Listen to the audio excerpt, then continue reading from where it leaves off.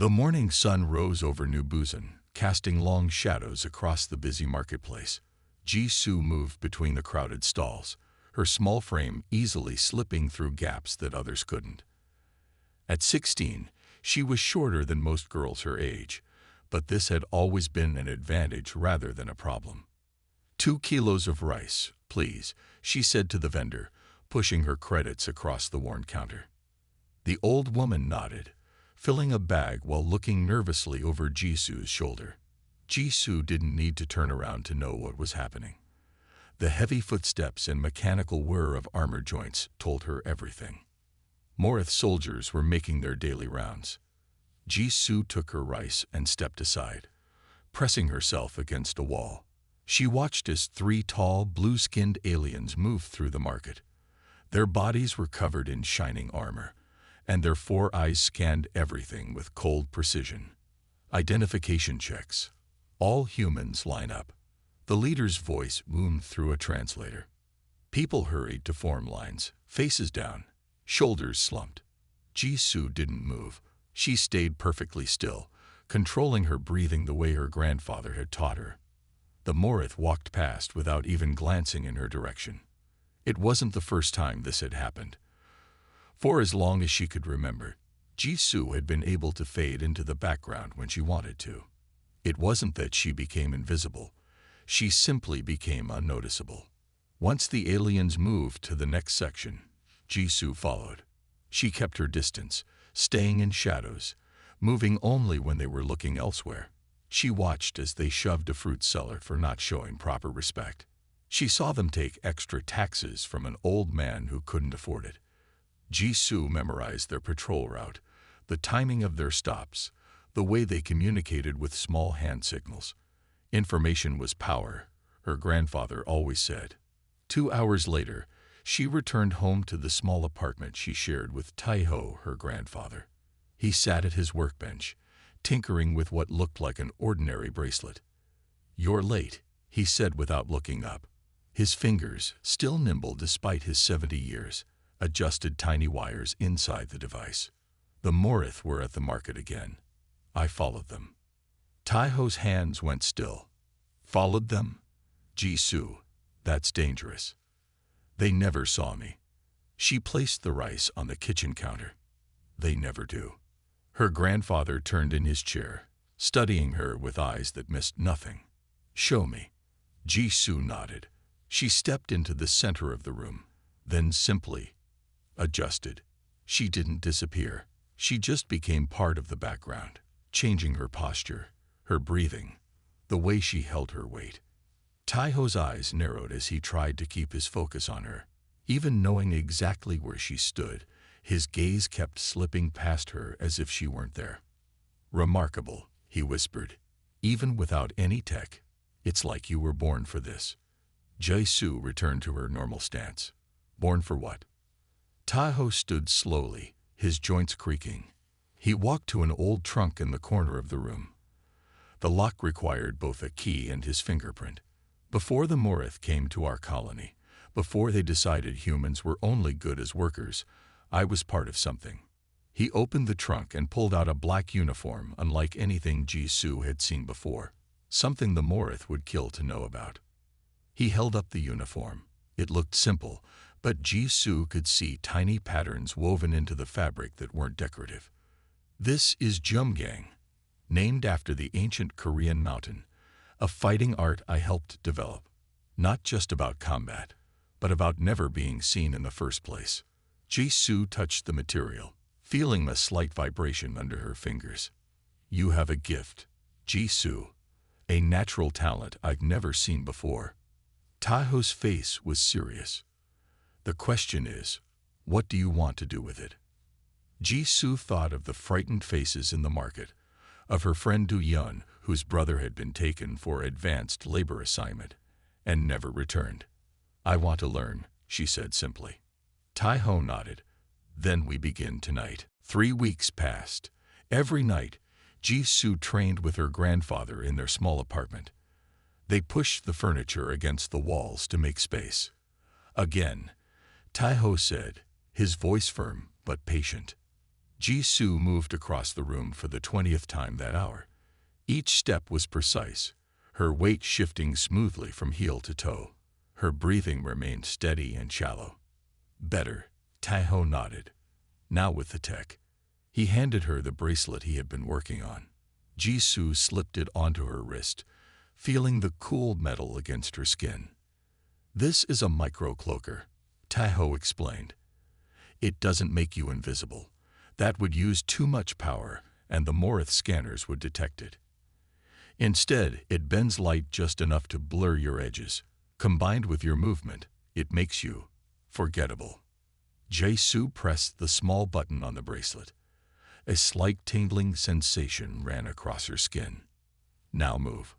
She crossed the room again, this time faster.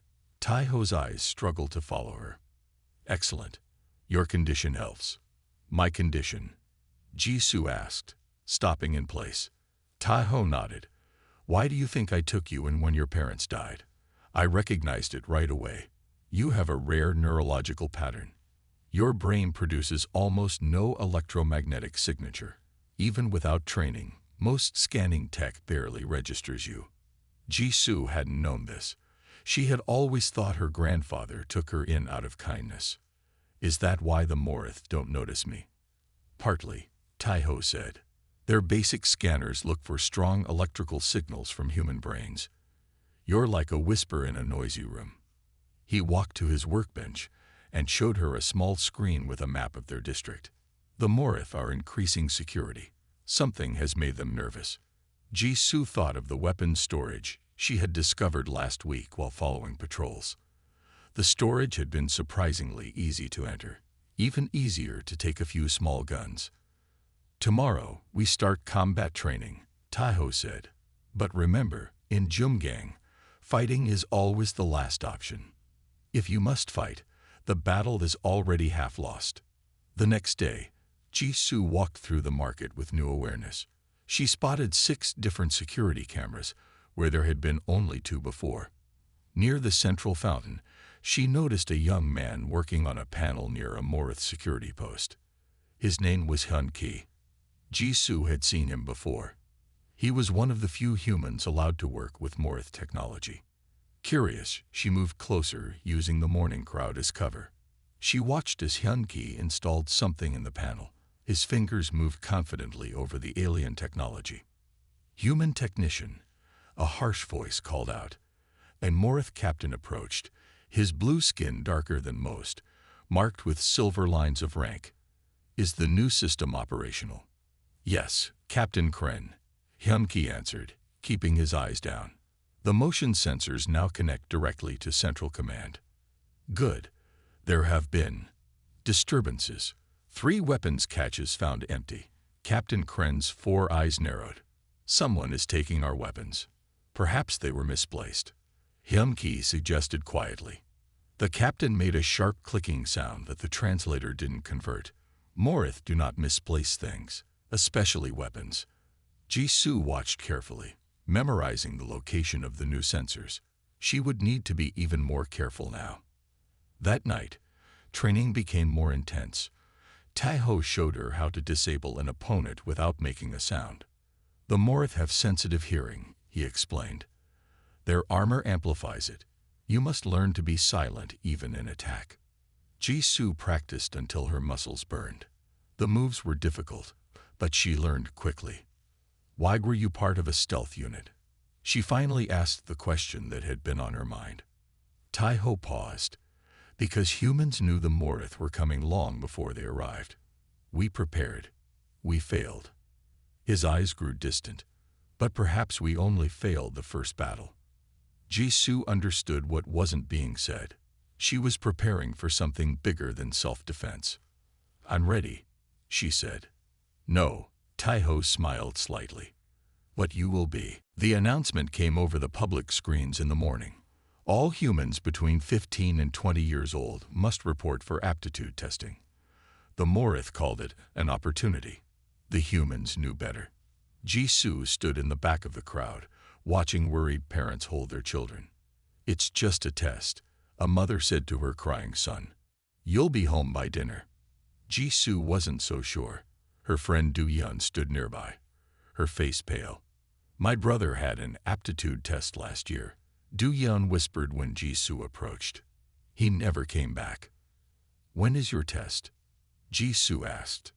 "Tomorrow morning." Du Yun's hand shook.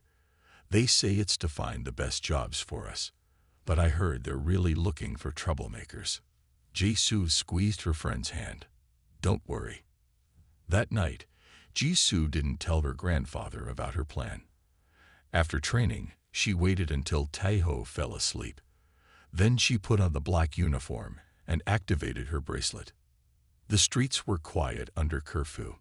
Morth patrols moved in regular patterns that Jisoo had memorized over weeks of observation. She stayed in shadows, moving between sensor ranges. The processing center was at the edge of the colony. Once a human school, now it had high fences and guard towers. Jisoo studied it from a distance, noting the guards and cameras. There was a blind spot near the back where the fence met an old drainage pipe. Jisoo slipped through, her small frame easily fitting into the narrow space.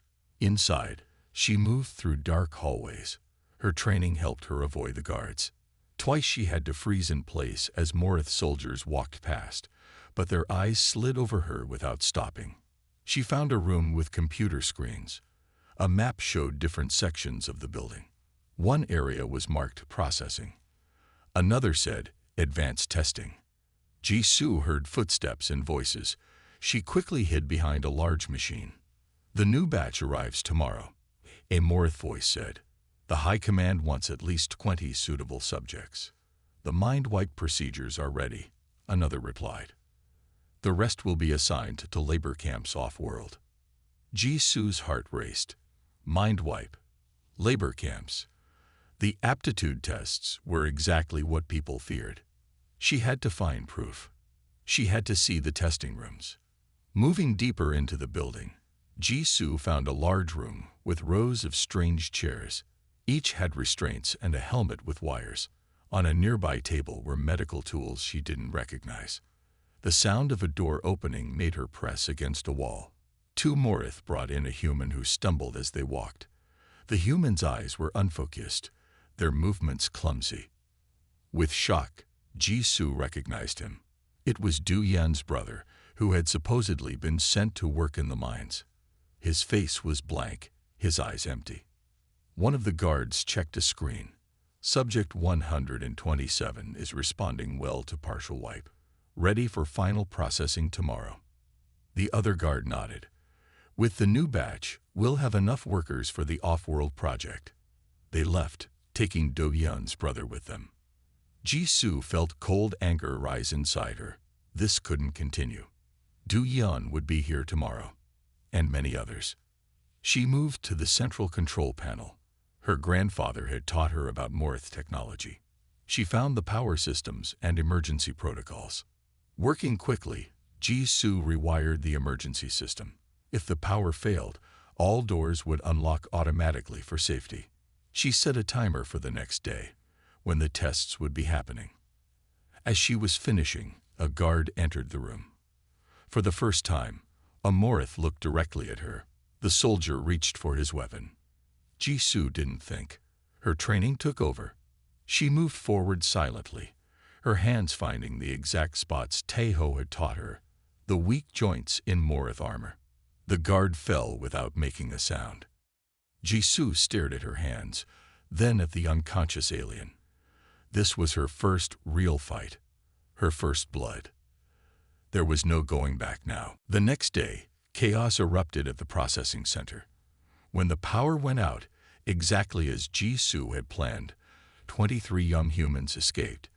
Among them was Du Yun, who ran home instead of showing up for her test. News spread quickly through the colony. Someone had broken into a Morith facility. Someone had freed the test subjects. Someone had fought guards without being seen. Jisoo kept quiet about her actions, but when she returned home, Taeho was waiting. "You did something," he said simply. His eyes showed concern, not anger. "I couldn't let them take my friend," Jisoo replied. Taeho nodded slowly. "The Morith will search for whoever did this. They won't find me," Jisoo said with confidence. 3 days later, someone knocked on their door late at night. Taiho opened it cautiously. A woman stood there, tall and lean with short black hair and watchful eyes. "I need to speak with you, Elder Taiho," she said quietly, "about the incident at the processing center." Taiho let her in but stood protectively near Jisoo. "My name is Sunme," the woman said. "I lead what you might call a resistance group." "There is no resistance," Taiho replied cautiously. Sunme smiled slightly. "Not officially, no. But there are those of us who work against the Morith. And we've been hearing stories about someone who can move unseen. Someone who freed our children." Her eyes shifted to Jisoo. "I didn't expect it to be a teenager." "You don't know it was me," Jisoo said. Sun Mai reached into her jacket and put a small device on the table. It showed security footage from the processing center. The image was blurry, but it showed a guard falling to the ground, apparently fighting with thin air. "The Morith can't explain this," Sun Mai said. "They've checked their systems for glitches. They're frightened by an enemy they can't see." Taiho looked at Jisoo, then nodded. "Show her." Jisoo hesitated, then stood. She activated her bracelet and moved across the room, using all her training to blend with the shadows. Sun's eyes widened as she tried to track Jisoo. Impressive, but technology can fail. Jisoo appeared behind Sunmei and gently removed the weapon hidden at the woman's back. Sunmei spun around, shocked. "It's not just technology," Jisoo said, handing the weapon back. Sunmei looked at Jisoo with new respect. "We need someone with your skills. The resistance has been small, careful. But your action at the processing center has given people hope." "She's just a girl," Taiho said. "A girl who did what none of us could," Sunmai replied. "The Morith are planning something big. They're bringing in more troops, more equipment. We need to know why." Jisoo looked at her grandfather. "I want to help." Taiho sighed. "I knew this day would come." The next week, Jisoo met the other resistance members in an old storage room beneath the market. There were only 8 of them. Some looked doubtful when they saw her. "This is our secret weapon," a man asked. "A child." "I got into the processing center," Jisoo said calmly. "Could you do that?" The man fell silent. Sunmi showed them maps of Morith facilities. "We need information. Their new security chief, Captain Kren, has increased patrols. Our usual methods won't work anymore." "I can get in," Jisoo said, "but I work alone." "That's not how we operate," Sunmai argued. "We work as a team." "Teams are noticed," Jisoo replied. "One person, moving correctly, isn't." Another knock at the door made everyone freeze. Sunmai checked a small screen, then relaxed slightly. "It's Hyunki," she said, opening the door. The young technician Jisoo had seen at the market entered, looking nervous. "The Morith are questioning all tech workers," he said. "They're looking for missing equipment specifications. Someone took them last month." His eyes met Jisoo's, and she wondered if he somehow knew it was her. "We need those specs," Sunmai said. "And we need to know what the Morith are planning." Jisoo stood up. "I'll find out." 2 days later, the resistance members gathered again. Jisoo stood before them with a small device in her hand. "I call it the Ghost Protocol," she said, showing them the simple drawings she had made. "It's a way for all of us to move without being seen." "We can't all have your special condition," a man named Minho said. He was older than Jisoo by at least 10 years and clearly didn't like taking orders from a teenager. "You don't need it," Jisoo replied calmly. "The Morith rely too much on their technology. Their scanners look for certain things: body heat, brain signals, movement patterns. We can fool these if we know how." She handed out small devices similar to her bracelet. Taiho had helped her make them from parts she had collected. "These will hide your heat signature, but only for 20 minutes at a time," Jisoo explained. "After that, they need to cool down." She showed them how to walk, how to breathe, how to move in ways the Morith wouldn't notice. The most important thing is to move between their sensor suites, she said. Every system has a pattern, a rhythm. Find it, and you can dance between the beats. Minho tried the technique but made too much noise. This is useless, he complained. Try again, Jisoo insisted. Slower. Feel the floor before you put your weight down. Sunmai watched with interest as Jisoo taught them. Where did you learn all this? My grandfather, Jisoo said, and I've been watching the Morith for months. Later that night, Jisoo returned home tired but hopeful. The resistance members were learning, even Minho. She opened the door to find the apartment in chaos. Furniture was overturned, and Taiho's workbench was destroyed. Grandfather, she called out in panic. Taiho was sitting on the floor, his face bloody. They were here, he said weakly, Captain Kren and his soldiers. They know someone is working against them. Jisoo helped him to a chair. Did they hurt you badly? I'll live, Taiho said. But they'll be back. They took some of my tools, my old uniform. They're looking for evidence. We have to leave, Jisoo said. Taiho shook his head. No time. Listen carefully, Jisoo. There's more to Jumgang than I taught you. Much more. He reached for a small box hidden under a loose floor tile. Inside was a neural connector, a device used to transfer information directly to a person's brain. This contains everything I know, Taiho said. All the techniques, all the history. It was meant for you when you were older, but now. A loud bang at the door made them both jump. Open in the name of the Morith Empire, a voice commanded. Taiho pressed the neural connector against Jisoo's temple. Pain shot through her head as information flooded her mind. Run, Taiho whispered. I'll hold them off. I won't leave you, Jisoo said, tears in her eyes. You must, Taiho insisted. You're more important than one old man. The resistance needs you. The door burst open. Morith soldiers filled the doorway, weapons raised. Go out the back, Taiho said. Remember everything I taught you. Be the shadow no one sees. Jisoo activated her bracelet and moved toward the window. As she slipped out, she heard Taiho's voice, strong and defiant. Captain Kren, he said, I've been expecting you. Jisoo wanted to stay, to help him, but she knew he was right. She had to survive. She had to continue. As she ran through the dark streets, new knowledge filled her mind. Techniques she had never practiced but somehow now knew perfectly. The complete Jumgang system, her grandfather's final gift. That night, hiding in an abandoned building, Jisoo cried for the first time since her parents died. Then she dried her tears and began to practice the advanced movements now in her mind. By morning, she had become nearly invisible even without her bracelet. The ghost protocol was no longer just a technique. It was her way of life. 3 days passed with no word of Taiho. Jisoo stayed with Du Yen's family, who hid her in their small attic. The Morith increased their patrols. New drones flew over the colony, making a high-pitched sound that hurt human ears. Hunter drones, Sunmai explained when the resistance met again.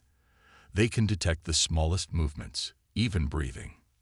What happened to your grandfather? Minho asked Jisoo. I don't know, she answered truthfully, but I have to assume the worst. Jisoo had changed. Her movements were different now, more fluid. The neural download had given her knowledge that would have taken years to learn. We have new information, Sunmai said. The Morith are planning something at their main detention center. They've doubled the guards. We should wait, a woman suggested. It's too dangerous now. We can't wait, Minho argued. My brother was taken there last week. They'll process him soon. Jisoo looked at Minho with new understanding. He wasn't just difficult. He was worried about family. I can get in, Jisoo said. No, Sunmai shook her head. Too risky. We go as a team or not at all. The team isn't ready, Jisoo insisted. The hunter drones will spot you. And not you, Minho asked. Jisoo demonstrated by moving across the room. Despite watching carefully, the others lost track of her until she spoke from the opposite corner. "I can do this," she said. "Let me try." Sun Li reluctantly agreed, but only for reconnaissance. No rescue attempts, just find out what they're doing there. That night, Jisoo approached the detention center. The hunter drones were everywhere, their sensors scanning in regular patterns. Jisoo moved between their sweeps, timing her movements perfectly. She used her new knowledge to control even her heartbeat and body temperature. She slipped past the outer fence, then the guards. Inside, she moved through dark corridors, avoiding cameras. In a large room, she found Morith scientists working on strange equipment. And there, strapped to a table, was Minho's brother. Jisoo listened as the scientists talked. "The human brain resists the basic suppression," one said. "We need stronger methods." "This new device targets their emotional centers," another replied. "It will make them compliant without damaging work capacity." Jisoo realized they were developing a better way to control humans. She had to stop them. As she moved closer to see more, a door opened suddenly. Captain Kren entered with 2 guards. "Progress report," he demanded. "We are ready for the first real test," a scientist answered. "Good," Kren said. "High Command wants results before their visit next month." Jisoo froze. High Command was coming here. This was important information. As she backed away, her elbow brushed against a tray of tools. One fell to the floor with a clang. Everyone turned toward the sound. A hunter drone shot through the doorway, its sensors scanning. "Intruder," Captain Kren shouted. "Lock down the facility." Jisoo had no choice now. She moved fast, using Jumgang combat techniques to disable the drone. Then she attacked the guards, using their own momentum against them. The Morith fired energy weapons, but Jisoo was already moving. She redirected one guard's arm, causing him to shoot another. In the chaos, she reached Minho's brother and released his restraints. "Run," she told him. "Follow me." Alarms blared as they ran through the corridors. More guards appeared ahead. Jisoo fought them, her movements so fast they seemed to be fighting a ghost. But a lucky shot grazed her leg. Pain shot through her body, and she stumbled. Minho's brother helped her up. "We're almost out," he encouraged. They reached the fence just as the main gates closed. Jisoo boosted him over, then climbed after him despite her injured leg. Back at the resistance hideout, Sunlight was furious. "You were supposed to gather information, not start a war. The High Command is coming next month," Jisoo reported through her pain. "And they're developing a new way to control humans, something that affects our emotions." As Do-yeon cleaned her wound, Jisoo noticed Hyun-ki watching her with a strange expression. He knew something. But what? Jisoo's leg healed slowly. For a week, she stayed in Do-yeon's attic, fighting fever and pain. The Morith weapon had left a burn that wouldn't close properly. On the 8th day, Hyun-ki came to see her. He brought medicine stolen from the Morith Medical Center. "This will help," he said, applying a blue gel to her wound. "It's what they use for their own soldiers." Jisoo watched him carefully. "You want to say something?" "I can tell." Hyun-ki hesitated. "I know it was you at the market that day, when I was installing the sensors. You were watching me." "How?" Jisoo asked. No one could see her when she didn't want to be seen. "I didn't see you," Hyun-ki admitted, "but the sensor readings showed a strange pattern. Something was there, but not quite there. Like a ghost in the system." He finished bandaging her leg. "The Morith know about you now. They call you the Shadow. Captain Kren is obsessed with finding you." "Why are you telling me this?" Jisoo asked. "Because I want to help," Hyun-ki said. "My parents were taken 3 years ago. I work with Morith Tech to learn their weaknesses." 2 days later, Jisoo could walk again. She called a resistance meeting. "The raid on the detention center changed things," she said. "The Morith know we exist, and they're preparing for the High Command's visit." We should attack now, Min-ho suggested. His attitude toward Jisoo had changed since she rescued his brother. No, Jisoo shook her head. They're ready for us. They've set up new security systems. Hyun-ki stepped forward. 3 kinds of fields around important buildings: thermal detection, audio monitors, and quantum disruption fields that can detect cloaking technology. Sun-le looked grim. Then we can't get past them. We can, Jisoo said, but not with technology. We need to use their expectations against them. For the next week, Jisoo trained the resistance fighters harder than before. She taught them to move without any tech, using only their bodies and minds. The Morith expect us to rely on devices, she explained. But Jumgang is more than technology. It's about becoming part of the background, part of what they expect to see. Some fighters learned quickly. Others struggled. Min-ho, surprisingly, became one of the best. My brother told me how you fought, he said to Jisoo during practice. Like water, he said. No wasted movement. Jisoo nodded. That's the heart of Jumgang. Not fighting at all when possible. And when it is necessary, making each movement count. As the training continued, Hyun-ki brought more information. The neural suppression network is almost ready, he reported. They plan to activate it during the High Command visit. It will cover the entire colony. What will it do to us? Du Yeon asked. Make us perfect workers, Hyun-ki said bitterly. No anger, no resistance, no hope, just obedience.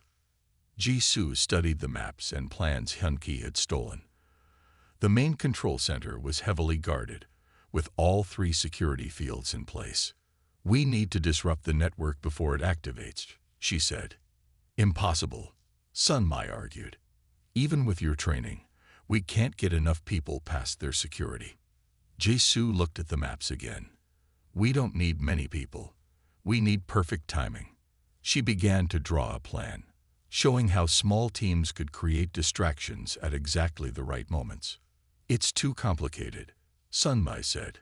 Too many things could go wrong. It's our only chance, Jisoo insisted. If that neural network activates, we lose everything. Sun-mai studied Jisoo's face. You've changed. You're not just a fighter anymore. My grandfather wasn't just a warrior, Jisoo said quietly. He was a strategist. Now I understand why. That night, while the others slept, Jisoo practiced alone. Her movements were now so refined that even in an empty room with nowhere to hide, she seemed to fade from view. The neural download had given her more than fighting skills. It had given her a mind for strategy, for seeing patterns where others saw chaos. She would need both to defeat what was coming. The day of the High Command visit arrived. The Morith hung their blue and silver flags throughout the colony. Armed guards stood on every corner. From a hidden rooftop, Jisoo watched the Morith ships land outside the main building. 6 tall figures in ornate armor stepped out, surrounded by guards. The High Command is here, she whispered into a small communicator. Begin Phase 1. Across the colony, resistance members put Jisoo's plan into action. Some created small distractions, a fire in an empty building, a power failure in the market, a fight between drunk humans. Morith guards rushed to handle these problems, thinning their numbers at key points. Jisoo led her small team, Min-ho, Du Yeon, and Hyun-ki, toward the command center. They wore normal clothes, no special gear. Nothing that would trigger alarms. Remember your training, Jisoo said. Move between sensor suites. No technology until we're inside. They approached the first security field, thermal detection. Jisoo showed them how to regulate their body temperature through controlled breathing, a technique from the neural download. Now, she said when the sensor suite passed. They moved quickly through the gap, their bodies cooling just enough to avoid detection. Once past, they warmed themselves again to avoid hypothermia. The audio monitors were next. These detected even the smallest sounds: footsteps, breathing, heartbeats. Step where I step, Jisoo instructed. Breathe when I signal. They moved in perfect sync, placing their feet exactly where sound would be absorbed rather than reflected. They held their breath when needed, exhaled softly when safe. The third barrier was hardest: quantum disruption fields that detected any cloaking technology. Turn everything off, Jisoo ordered. We go through with nothing but our training. Without their devices, they felt exposed. But Jisoo led them with confidence, showing how to blend with shadows, how to move when guards looked away, how to become part of the background. They reached the service entrance Hyun-ki had identified. Inside, they activated their minimal equipment, not cloaking devices, but simple tools to help them see in the dark and communicate silently. The control room is 3 levels up, Hyun-ki said, checking a small screen. The neural network activation ceremony starts in 20 minutes. They moved through the building, avoiding patrols. Twice they had to freeze as guards passed within inches of them. On the 2nd level, they ran into trouble. 4 guards blocked the only passage forward. We can't wait, Minho whispered. We have to fight. Jisoo shook her head. Fighting makes noise. Noise brings more guards. Instead, she moved forward alone, sliding between the guards like smoke. She touched pressure points on their armor, spots Tahoe's knowledge had revealed, causing their systems to glitch momentarily. The guards looked around in confusion, their helmet displays showing errors. While they were distracted, Jisoo signaled her team to move past. They'd reached the 3rd level. Ahead was the control room for the neural network. Through a window, they could see Morth technicians preparing the system. Captain Kren stood watching, his 4 eyes scanning constantly. The High Commander will be here in 5 minutes, one technician reported. Jisoo turned to her team. This is where we separate. Do-yeon and Hyun-ki, go to the power junction. Be ready to cut it on my signal. Minho, create the diversion at the east entrance. What about you? Minho asked. I'm going in there, Jisoo said, looking at the control room. There are too many of them, Do-yeon worried. Jisoo smiled slightly. They still won't see me. As her friends left for their positions, Jisoo prepared herself. She removed even her simple tools. This would be Jumgang in its purest form. She slipped into the control room, moving between guards who looked right through her. Her movements were so perfectly timed with their own that she became invisible not through technology, but through art. Captain Kren suddenly stiffened. Something's wrong, he said, his translator making his voice sound harsh. I can feel it. Jisoo froze, barely breathing. The moment of truth had arrived. The door slid open. Jisoo pressed herself against the wall as the High Commander entered. Taller than other Morth, with armor that gleamed with special markings, he moved with cold confidence. Is the neural network ready? He asked Captain Kren. Yes, High Commander. We can activate it at your command. The High Commander examined the control panel. Excellent. Soon all humans in this colony will be properly controlled. No more resistance. No more incidents. Jisoo moved silently toward the main controls. Just a few more steps. Captain Kren suddenly turned, looking directly at where Jisoo stood. There's something here, he insisted. The High Commander made a dismissive sound. Your failure to catch one human troublemaker has made you paranoid, Captain. Kren's eyes narrowed. Not paranoid. Prepared. He pulled out a small device and pressed a button. Pain shot through Jisoo's head as high-pitched sound filled the room. It was too high for the Morth to hear, but perfect to disrupt human concentration. Jisoo fought to maintain her focus, but her perfect movements faltered. For just a second, she became visible. There, Kren shouted, pointing at her. The High Commander stepped back in surprise. A human. In this room. Impossible. Guards rushed toward Jisoo, weapons raised. She had no choice now. She had to fight. Moving with blinding speed, Jisoo struck the first guard at the weak joint in his armor. She spun away from energy blasts, letting them hit other guards instead. "It's the shadow," Kren shouted. "Don't let her near the controls." The High Commander watched with growing concern. "What is this? How can one human move like that?" Jisoo fought her way across the room, using everything her grandfather had taught her. But there were too many guards. A blast caught her shoulder, spinning her around. The High Commander stepped forward, activating his personal combat suit. "Enough games," he said. "I will handle this myself." His suit hummed with power. Special sensors in his helmet tracked Jisoo's movements, even when she tried to fade from view. "I see you, human," he said. "Your tricks won't work on me." For the first time, Jisoo faced an enemy who could truly see her. The High Commander moved with surprising speed for his size, his armored fists missing her by inches. Jisoo realized she needed a new approach.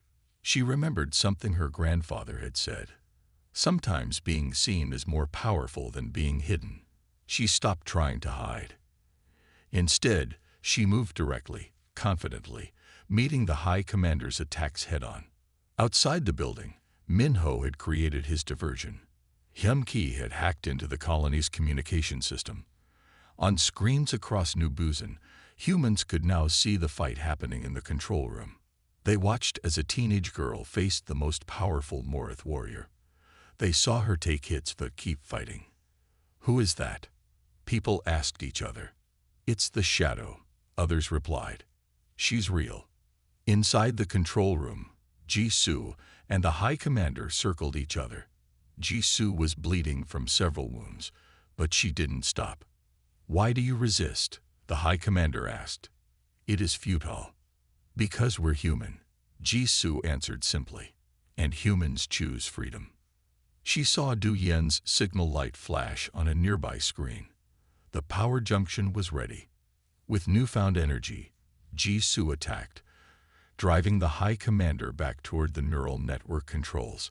She took a hard hit to her side, but managed to press the emergency shutdown button. "Now," she shouted into her communicator. The lights flickered as Du Yan and Hyun-ki cut the power. In that moment of darkness, Jisoo made her final move. Not a killing strike, but a precise hit that shattered the High Commander's helmet sensors. When emergency power came on, the High Commander lay on the floor, his advanced armor disabled. "Impossible," he whispered. Across the colony, humans watched the scene. Inspired, they began to rise up against the Morith in every district. The High Commander looked up at Jisoo. "What are you?" Jisoo stood tall, finally allowing herself to be fully seen. "I am the future," she said, "and we will be free."